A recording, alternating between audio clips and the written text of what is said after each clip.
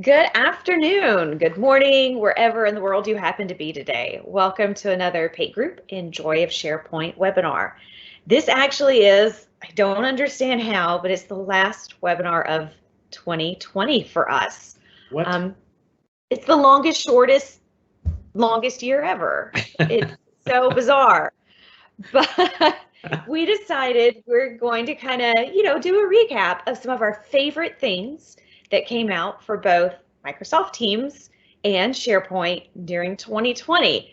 And let's be real, this has been a very difficult year for a variety of reasons, but there's always a silver lining. And as far as the tools that we work with every day, because of the difficulties of 2020, the features and the functionality in these tools have just exploded. So it's pretty excited. I think, Richard, would you have ever dreamed at this time in 2019 we would have seen this fast-paced functionality roll out? No way, no way. So I agree that, with all the craziness going on, you got to give it credit to Microsoft and really all these technology companies for just changing their strategy to really focus on the things that mattered most in all of what was going on, obviously. And so, yeah, it's been a really, like you said, a really interesting, unique year. It has been. But if you've never joined us before, we are so glad you're here. My name is Joy Apple. I'm a Microsoft MVP and a modern workplace strategist at the Pate Group. I also host the Joy of SharePoint, pun intended, webinar series when I'm not doing the Pate Group and Joy of SharePoint webinars. I like to talk. It gives me a good platform to do it. I've been playing with the Microsoft product suite for over 12 years now. I have to say this is the most exciting time to be working with these tools. The features, the functionality, and the stuff we can do now, it's things we only dreamed about back, dare I say, 2007, 2010, even 2013. So it's very, very exciting to be working with these tools now. I'm joined by Richard Calderon. Richard, tell us about yourself. Good morning, good afternoon, good evening to all of you. Thanks for joining again. My name is Richard Calderon, and like Joy, I'm also a modern workplace strategist here at Pate Group. And our role primarily is focused on customer success, anything and everything around Microsoft 365, really all of the collaboration, communication, and company engagement tools, services, applications, that all kind of falls under our purview. And our goal is to help you understand not just sort of how to use the technology and why the technology is great, although it is, but more importantly, really, what is the business outcome you're really trying to drive towards? And how can you leverage technology to just make your work life better in general? And so that's what we do. And we love to talk, eat, sleep, breathe, all things Microsoft 365. So that's why we're here on these webinars for you. So anyway, enjoying right here at the tail end of the year. And, this particular webinar, I think we're just going to tackle it kind of the similar way that we've done other webinars in the past, which is we always want to start off with a little bit of a understanding of who's who in the room.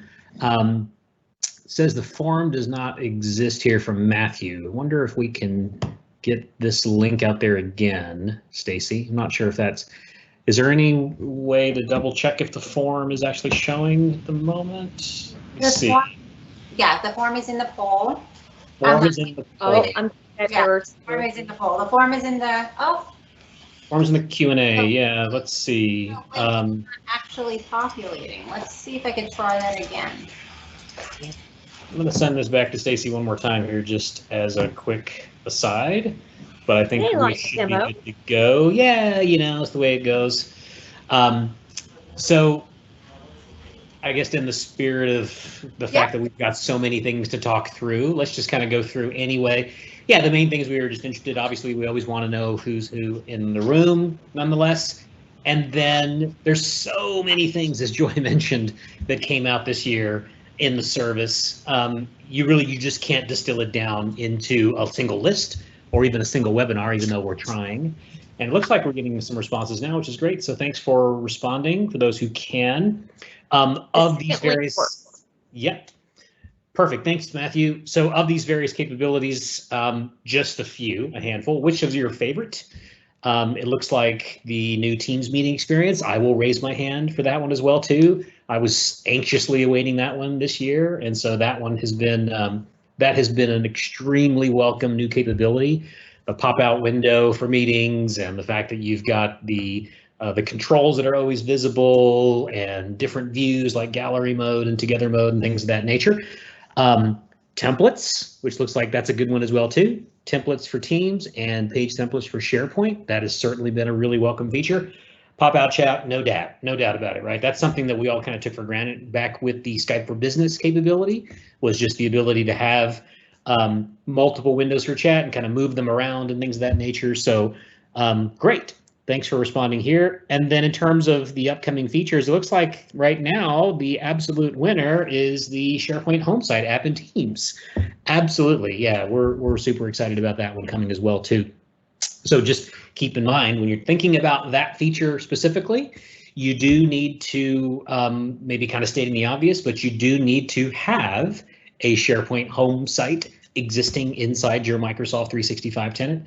So if you have not gotten to that point yet, or you're still trying to figure out what kind of levers to pull and push and things like that to get a SharePoint home site app up and going, reach out to us. We'd love to have more conversations with you about that. But once you've got that in place, then the home site app in Teams is going to be just even that much more beneficial for you. So, okay, great. So thanks everybody for responding, and feel free to continue to respond to this poll anywhere along the way throughout the webinar. We really appreciate all of your input on that. So let's kind of dive in here a little bit. What do we got to talk about here today, Joy? We have so much to talk about. So I'm going to confess, I lost my attention when I got through this slide. It was like, okay, I went to the roadmap and I was like, okay, let's just look at everything that's launched in 2020. Yeah. And this isn't everything. This is not a comprehensive list, but to me, this felt like some of the big ones. We're going to demo some of these. The ones that I've got underlined, I just felt deserved a call out.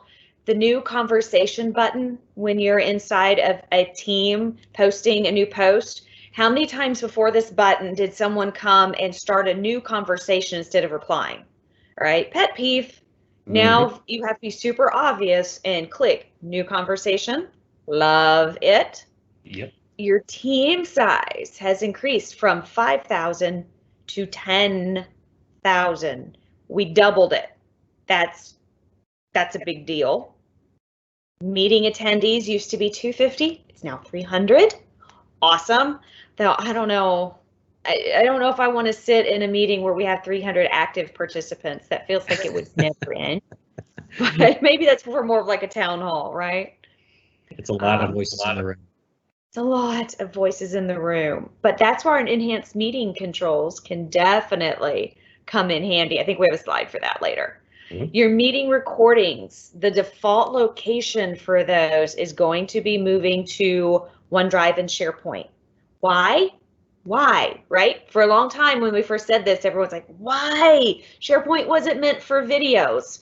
Okay, let's be real. SharePoint on-prem was not meant for video. SharePoint Online has a lot of really cool, crazy stuff that can support video streaming.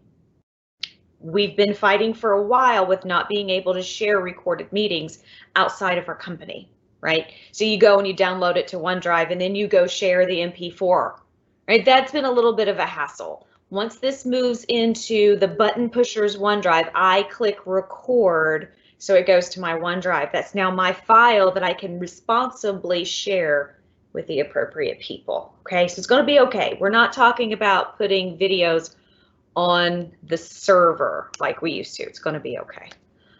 What else do I want to call out that I know we're not going to demo? Masking dial-in numbers. Umbers also is how it's written here today. For external participants, that's a privacy deal, right? So if you're dialing in, external folks won't see your cell phone number. Okay, that's pretty darn cool. Contextual search, Control F when you're in Teams, hit Control F. And you can, search the context of where you are inside of Teams. It's pretty cool. Other things we're going to look at a little closer, and Richard's going to kick us off with his two favorite Teams updates. Yeah, Joy was, pushing me to try to pick favorites, and I'm like, I cannot pick favorites. There's just too many. You love Planner. Yeah, I do. So for any of you that know or follow what I talk about, and obviously some of our last webinars, that I'm big into task management and task tracking. And I think that Microsoft, again, is just doing a bang up job with really being able to provide those different experiences for you to be able to keep track of what's going on, both you as an individual contributor in your organization, as well as obviously a team of people that need to keep track of things that are going on. So unless you've been maybe kind of under a rock, which, hey, wouldn't blame you this year, you've probably heard that now there is a singular tasks app experience inside of Microsoft Teams. It's going through a little bit of a growing pain right now because it's going through some name changes. Right now it's kind of in that awkward teenage years kind of thing. It's been named, originally the app was called Planner, and right now it's officially, I think as of last week, I believe it is, Joy, it's now officially being called Tasks by Planner and To Do. So when you go into Teams and you search for that app so that you can ideally pin it to your Teams app rail, you'll have to search for it as such. It's Tasks by Planner and To Do. In the near future, sometime coming in the new year, they'll just strip off the rest of the end of it. It'll just be called Tasks, which I think is probably appropriate. But nonetheless, this app is out there right now. And if you hadn't seen it, I thought it would be nice just to show briefly here.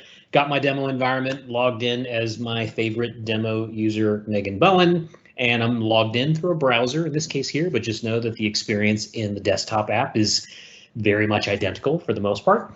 But as you can see here on the left-hand rail, I've got the app actually pinned, and it is called Tasks by Planner and To Do. And when you first launch it, it takes a minute or so for all of the UI to kind of render.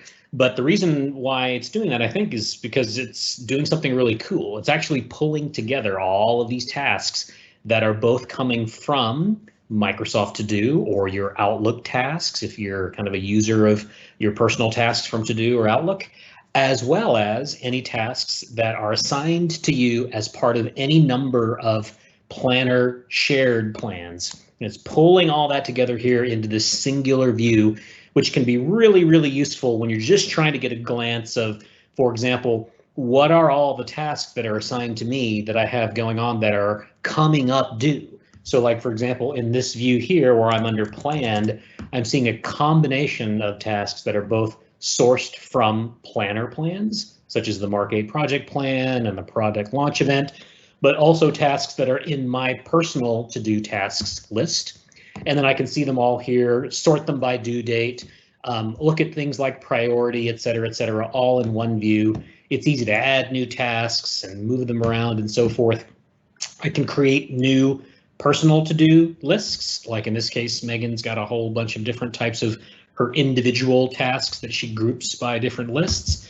And then obviously here you also see the ones in Planner. One thing just to kind of know, just to point this out, is the plans that show up here inside of tasks that are under Planner are going to be any plans that have been pinned as a tab inside of a channel that you're a member of a team. Okay, so you may wonder to yourself at times, you're like, well, wait a minute, I know I've got a whole bunch of different plans that I'm a member of and maybe even have some tasks assigned to me. The key here is if you want those to show here inside of Planner, they do have to be pinned as a tab inside of one or more channels, essentially. Okay, so nonetheless, Tasks and Teams, one of my favorite new apps from 2020 at this point. So just wanted to show that to you briefly here. And then again, kind of Joy making me decide here, but I picked this one because I really think this one solves a number of different problems. It's got a ways to go, to be quite honest with you. It has some limitations, but I think it really does address a number of business needs that companies have had around templatizing their Microsoft Teams in this case. And so if you didn't know that, there are Teams templates now, and you can in fact go to a couple of different places if you needed to, number one, just to create a brand new team from a template, assuming inside your organization they have allowed users or you the ability to go and just create your own teams from scratch from the interface. you can say create or join a team here. And then when you go to create a new team, in this case now you are going to see a new experience that maybe you haven't seen before, which is in the addition to being able to create a team from scratch or from an existing Microsoft 365 group or team, you can also select from a number of templates. And so Microsoft has created a whole series of templates, some that are more specific to an industry, others that are more just geared around a particular department or a project or an event, etc.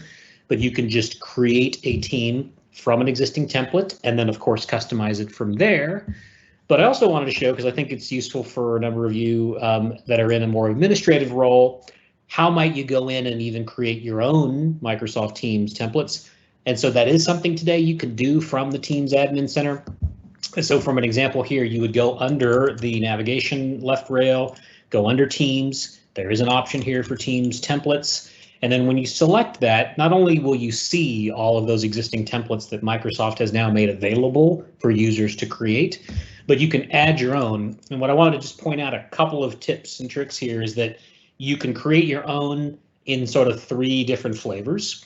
You could certainly create a from scratch template. So you just want to start off with a blank slate, say next, give it some information and sort of go from there. You can also start off by creating a template from an existing team. And I think that is pretty useful because that's the way a lot of us have been doing it thus far. Before templates in Teams really existed, is we created a brand new team. And then again, we went in and said, let's create a new team based off of an existing team. And so now you can templatize that by basically choosing an existing team. So when you go that option, it will traverse through all of these various teams that you are a member of and have access to. And let's say, for example, I wanted to create a retail, oops, I'm going to select and not click on it. You want to choose one of these options. When you do that, you get the same kind of give me some of the basic information. So let's just say this is the description here for this template. But the most important thing to know is what you can customize inside of a template is you can customize either any of the channels from that team that you chose, or you can even add new channels in this case. So let's say, for example, I wanted to take this NC 460 sales channel and I wanted to customize something about it. I can select that, choose edit, and then I can do a couple of fairly straightforward things. I can either choose to have users or members on the team either show or not show this channel by default here in the template. And then I can also choose certain apps that I might want to show up as tabs inside of the channel. So let's say, for example, the document library tends to be maybe a common one that you might want to show. You can certainly add that here. And even there, now you see it shows up as a tab in the channel. Even here, you can customize what's that going to be called. And everybody knows I'm a big fan of doing the emoji type thing. So I'm going to say, maybe this is my document library with a folder icon or something of that nature. And I'm going to accept that, hit apply. And so now inside this template for that channel, it'll actually pull in a document library app and then name it as such so that it's showing automatically. And then at the bottom here, you can either pick and choose or delete any of the default apps, or maybe add something new as well too. So again, you can pick and choose from any of these, or maybe I don't want to show Power BI in this case, so I can delete that app from it. Okay, submit that template and you're off and running. Your users can then go forth and create new Teams templates from that existing one. And then the last one, just I'll show you 10 seconds worth, is you can obviously also create a template from an existing template. So if you wanted to, start with an existing template, you could say, choose any of these that Microsoft has created, or if you've created your own templates, you can then choose them as a starting point for the template.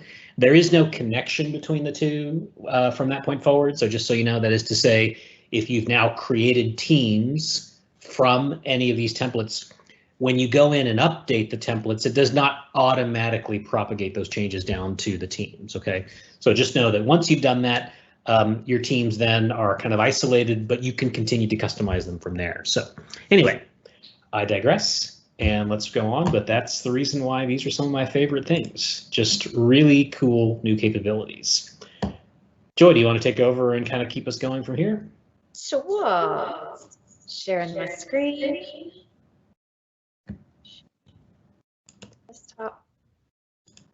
All right, so I'm going to start off in a weird echo. I'm not sure where that's coming from. You guys sound hear fine to me. Yep, you sound good to me. Okay. So Yammer Communities as a tab, it's a big deal. If you joined us, oh, Richard, when was this? Early November, maybe October. Yep. We had a special guest come on and talk with us about the importance of focus. And that was actually a growth moment for me when we discussed why it's important for team work, project work happening in teams, but then using Yammer for communities. That might be our communities of learning. That might be just our more work-centric social communities, but doing that inside of Yammer. So one of the things that has come on the scene this year is the ability to, when you're inside of your team, adding a tab for your Yammer community and servicing that in teams where you already are. But it's taking some of those loud notifications that can get in our way throughout a day, and it's kind of streamlining them a bit. So that was a really big deal for me. I don't know about everyone joining online, but this year, even though there's been some crazy busy times, there's been some slow times, it's been exhausting. And I have found myself personally having a hard time focusing in the same manner. And I think just all of everything instantly becoming online. So everything is a notification. And if you're tuned in on mobile, like I am, you're getting double notifications. So learning how to streamline that, it's kind of a big deal. In fact, that's going to take us to streamline notification management.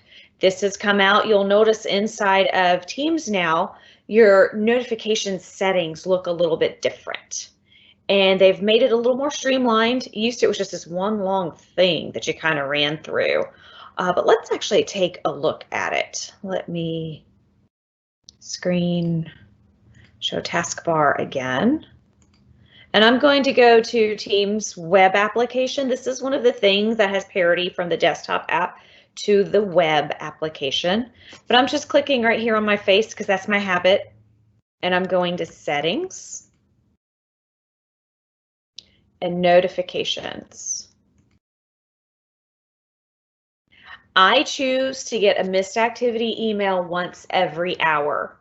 So if I'm seriously focused on something and maybe I'm focusing and Teams is not sending me notifications, then I'm going to be getting an email from Teams if I don't respond to something or read something within an hour.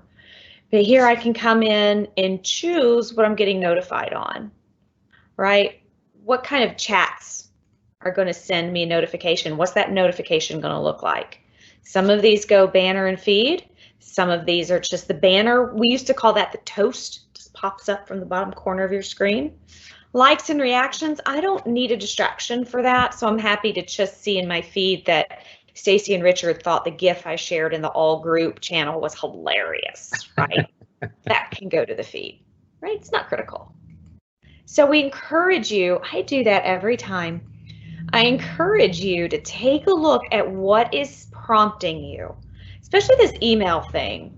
If you set email to as soon as possible, that means every, I don't know, 5 to 30 seconds, you're going to get an email for everything happening inside of Teams. No, run away. Once every hour works for me. And then just kind of take a look. How do you want mentions and replies? What does your all activity look like? Just come on in, take a look, and make sure it makes sense for you. Okay, I'll stop harping on that. So next up, we're going to look at noise suppression. I cannot do this one in the mobile app or the web application. This is desktop only, and I'm not bold enough to click on my settings while I'm doing a live demo, so I'm just going to use the slide here. Same thing though, go click on your profile picture or your initials, whatever's in the upper right hand corner, and then in settings you'll see devices. It's a little hidden. I had to really search for this, but this is where you can choose to set up a custom microphone, speakers, your earbuds. Just below that, noise suppression. So if you want others to hear music, low would work. I have mine on auto right now. I'm just going to let Teams manage that for me today. If I do high, That means Teams is going to filter everything out that it does not hear as a voice. Stephanie Donahue, our company president, was doing was it a podcast, I think, Stacy, with AvePoint, and her husband in the next room turned on a blender. Right, and she said it was super loud for her. Nobody else heard it. Yay! So if you're like me and you have dogs running around, you got your kids at home helping you work while they're remote learning and all that fun stuff, this is going to be your friend. It's really, really great. The information panel. So I want to look at the information panel and maybe meeting options too. Let's see. Let's go to the information panel. There's a few things I want us to look at that have changed inside of our posts inside of Teams. So here I am. I'm on, again, the web application.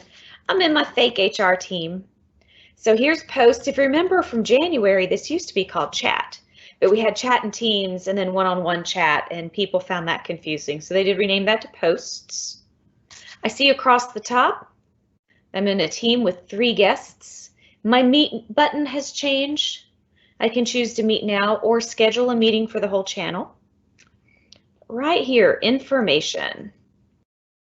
If I click on that, I can add a description for the channel, but right off the bat, instead of having to go and manage the channel, I can open up the information panel and see who my members are, see all members. I can take a look at the activity, pinned posts. I found this 100% by accident last week. You can pin a post in your channel.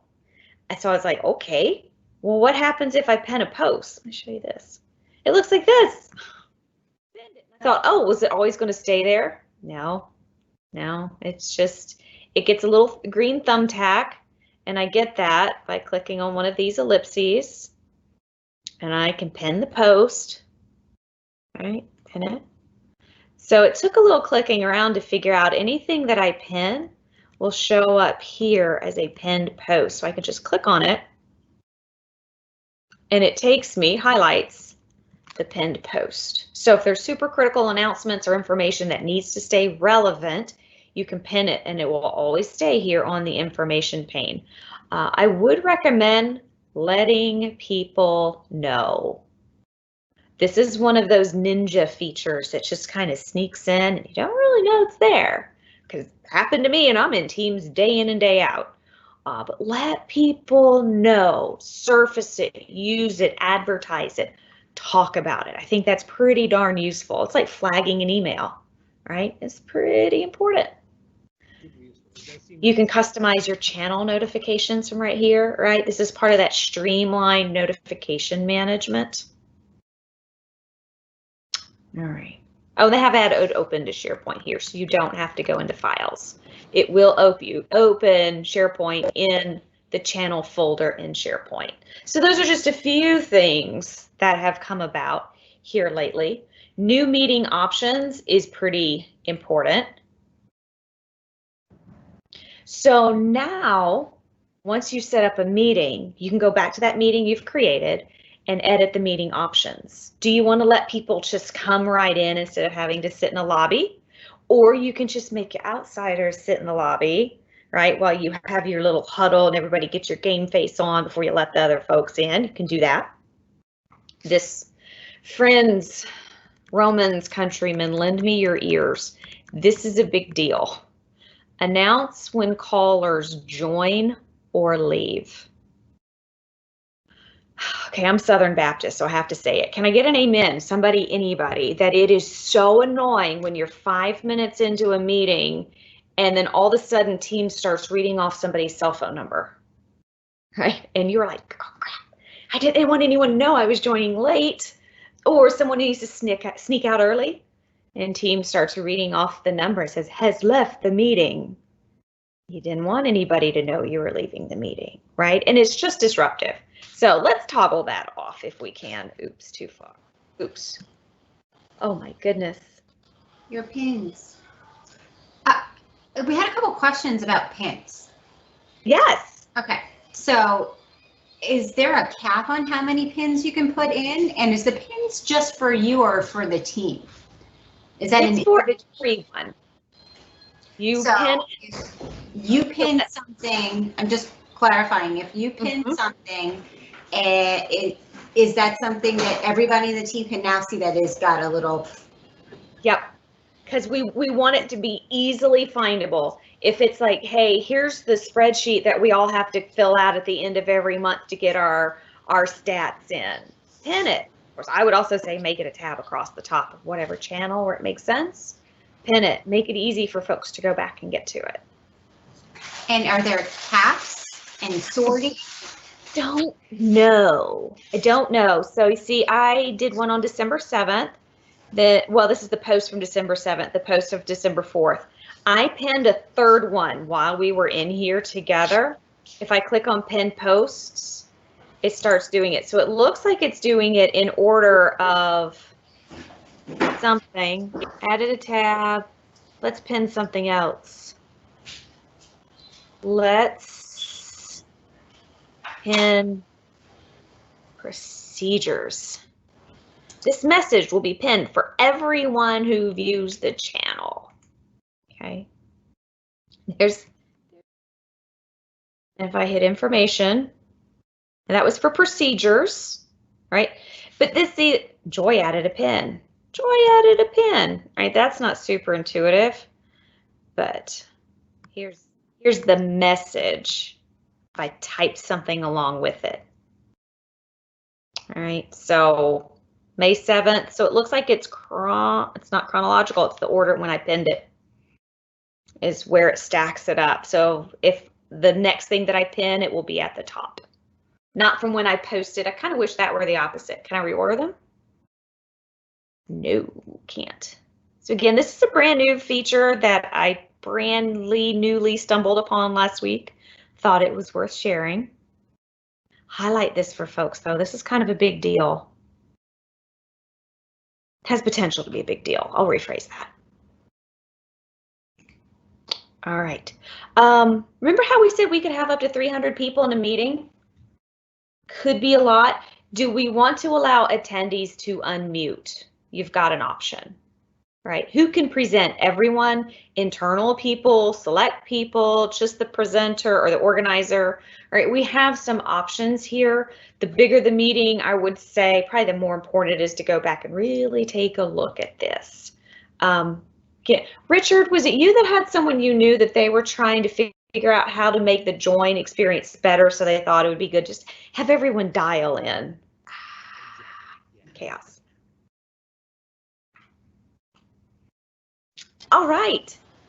New together mode scenes. These are fun. We've played with these with some of our virtual happy hours and larger meetings. New scenes are coming, so it's just not the boring chairs anymore. Coffee shop, conference room, classroom, which is going to be great for remote learners.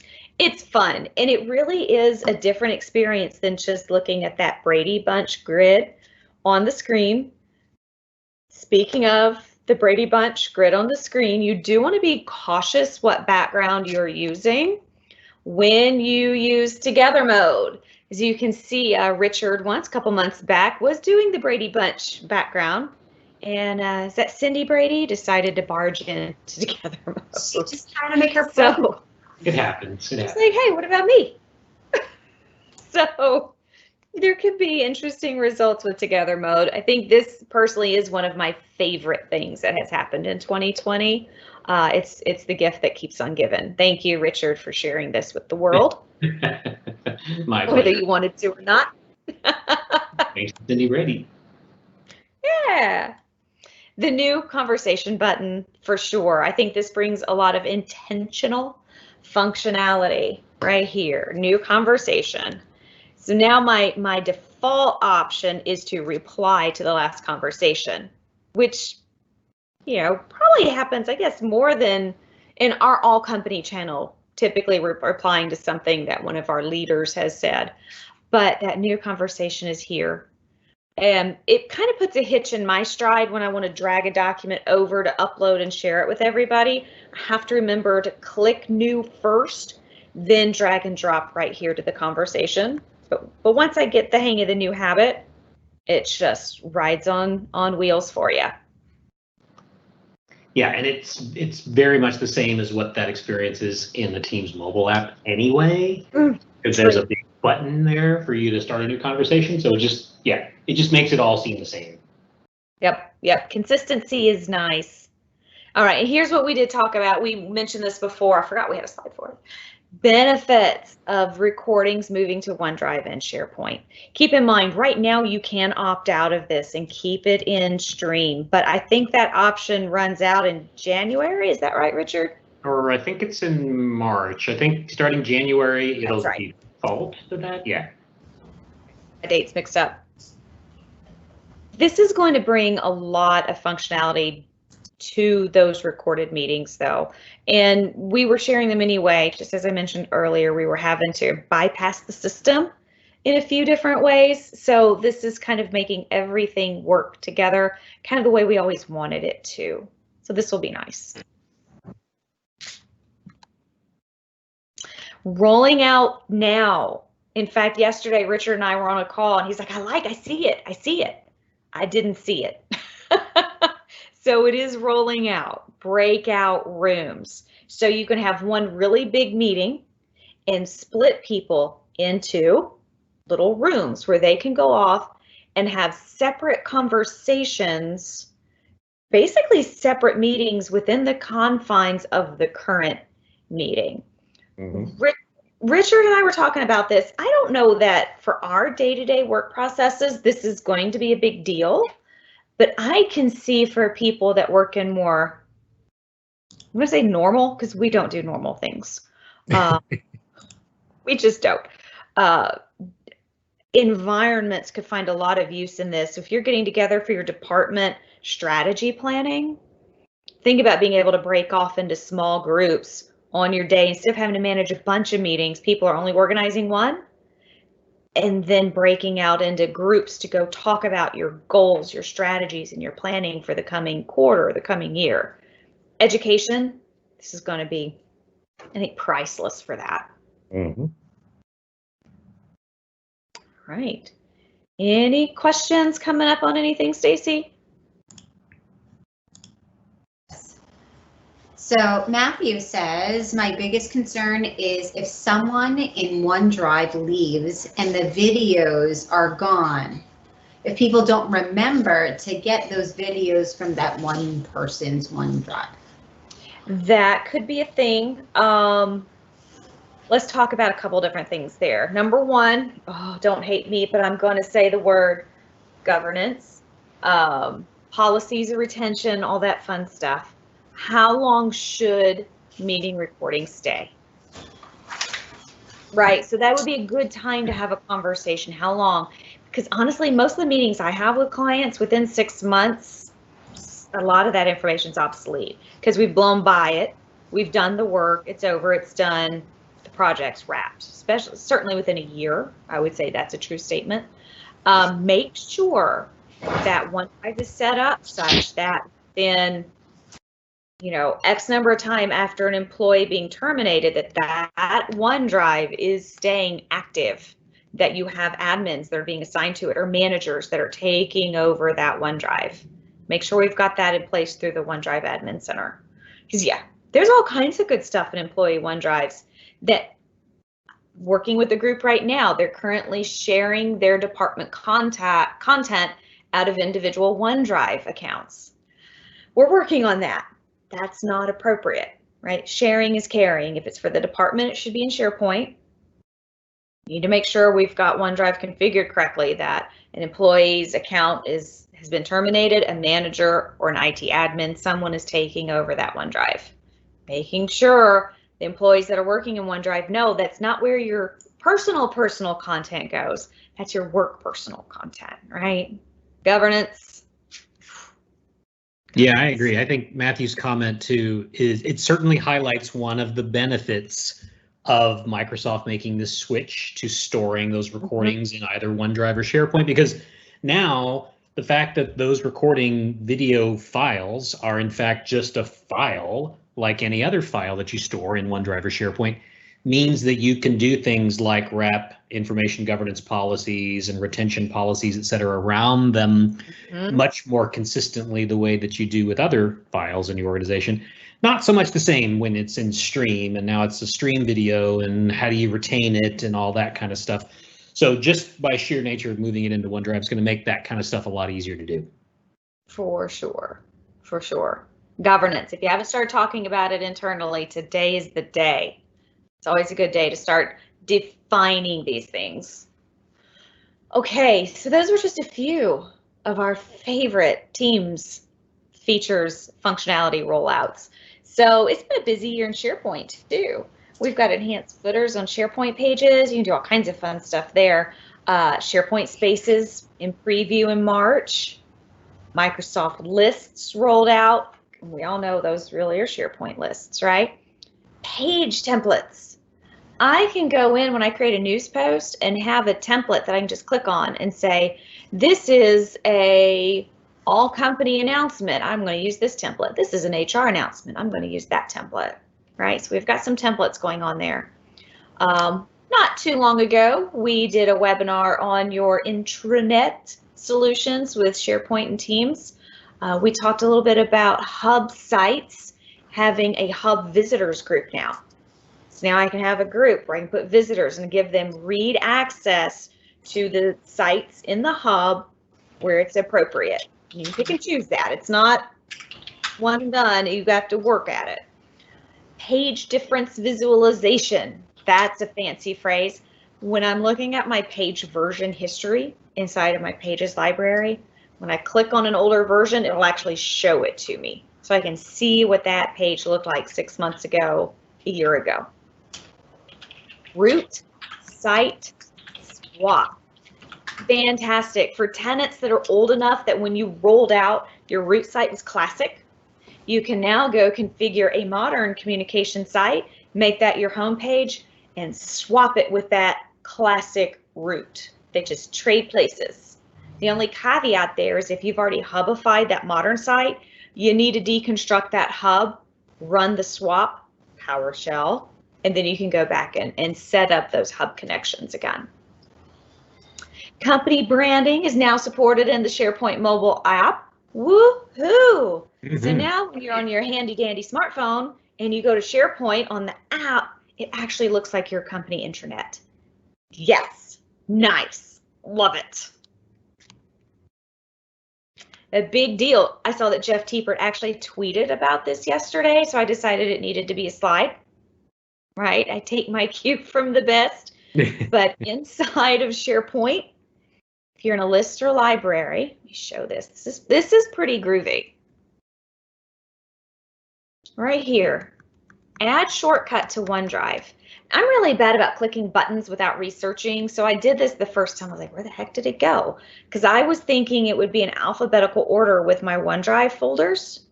It's not. What it does, so I clicked it.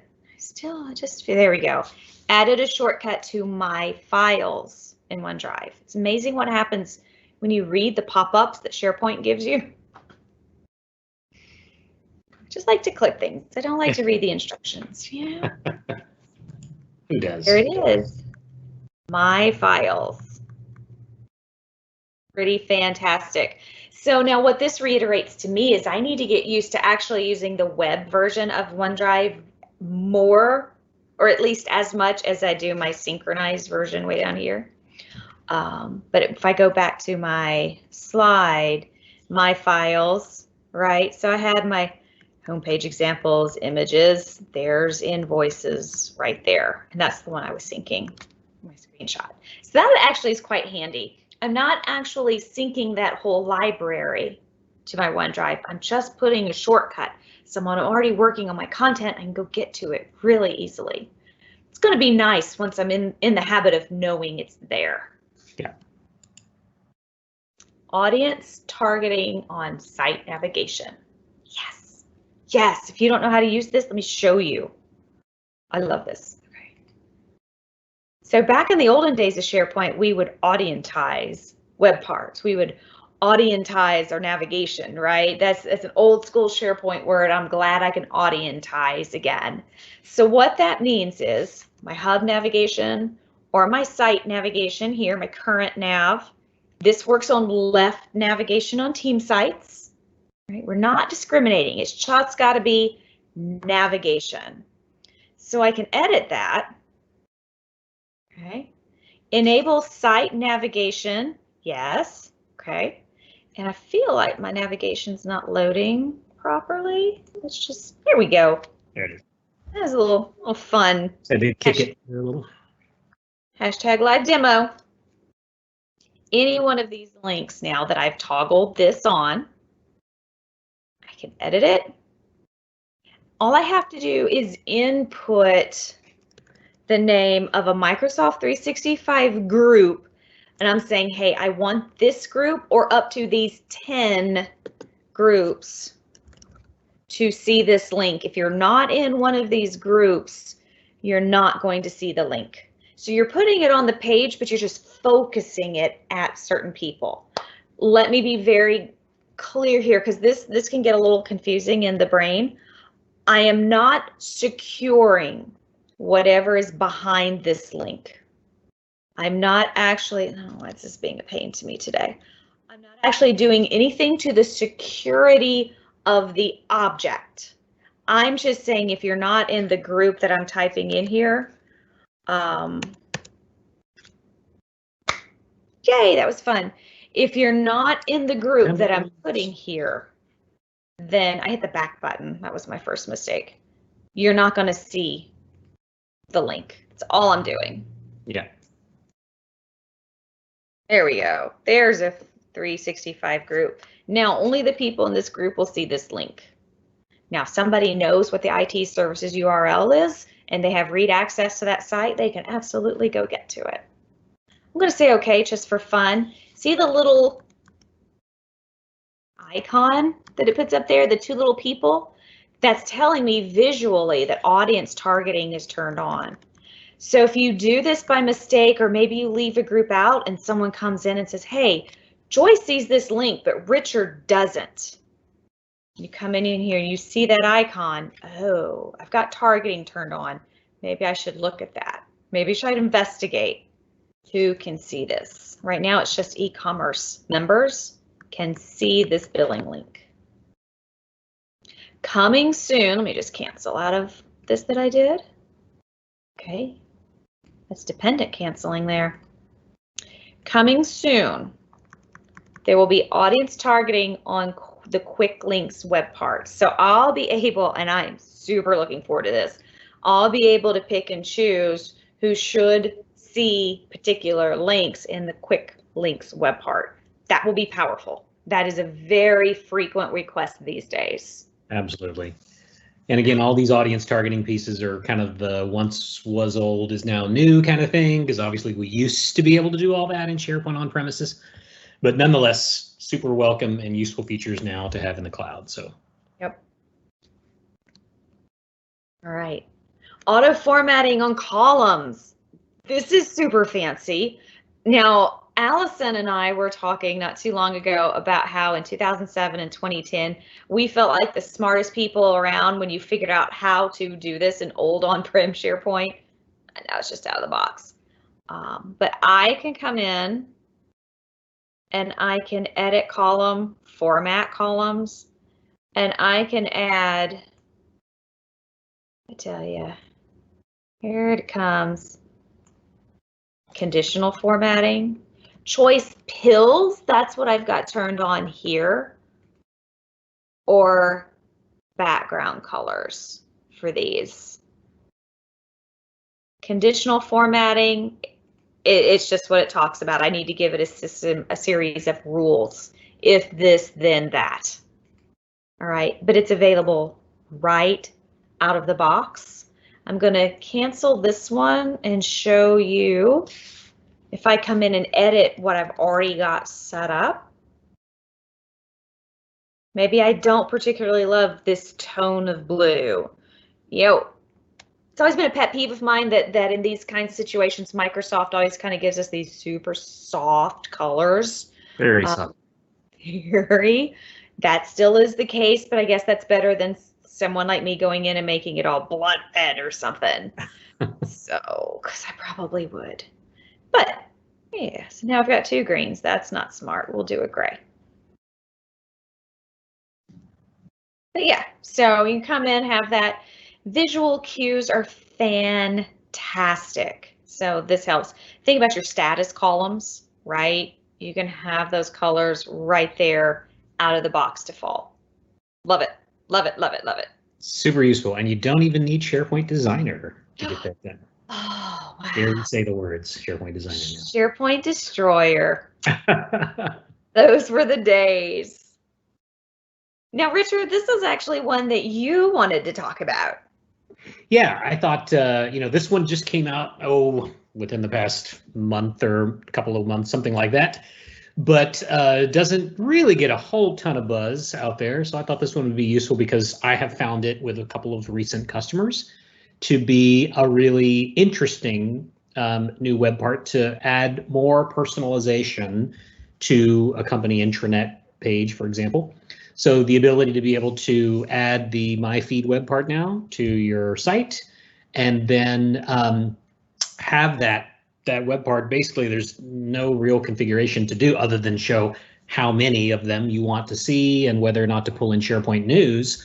But the idea behind it is that that content is entirely personalized to an individual user. It's all tied into the Microsoft Graph. So things like documents that are relevant to you and any other kind of activity that is relevant within that particular given time frame. So if you have meetings that are coming up or things that you might need to look at, the My Feed web part is intended to be able to help, again, bring that more personalized content to you as an individual. So I think that it's pretty cool for those internal comms teams that have gone through the effort and put together a beautiful SharePoint communications intranet home site, for example. Check this out. Take a look at this. Again, you can just add this web part to a new page that you're just testing, just to sort of see what that would in fact do. But I would encourage you to look at this, check it out, and then see. And then, hey, if it's worthy of taking up some real estate on the home page of your home site, then by all means, go for it. Give it a try and see, again, if you'll get feedback from users as to how useful the information is. But so far, the feedback has been pretty good. And for the sites list too, to kind of go, and I like that it had that, by the way, it's okay, your information is still personal to you. So that was a nice little calm reassurance that we see when we're configuring that web part. But along that line, I like the sites web part too. Frequent sites for the current user. That's a nice addition to a homepage too. Yeah, a couple of those web parts that have some of that based on the current user knowledge built into it. My feed web part just falls into that category of that, where Microsoft, it's clear they're trying to steer a lot more towards including more personalized content for users. Because again, that's the type of thing that individuals are really looking for when you're going to these communication portals. You certainly want to know what's the general stuff that everybody needs to know, but at the same time, if you could see in a glance what's really important to you, then more power to you, right? So My Feed web part, one of my new favorite things. There's a question. Oh yeah, go ahead, Stacy. Activity is different than My Feed? Yes. So, if you think about like an activity, when you see activity, say in a SharePoint page, like on a default team site, for example, and you're seeing the activity, that's all activity that's going on in that site, period. Whether it's activity that you affected or someone else did, uploading documents, editing documents, and things of that nature. So the My Feed web part, at least per my understanding of the way that it's set up, it's very much tying into, again, the Microsoft Graph. So it's making an effort to raise up to an individual user content that the graph determines to be of most relevance to the user.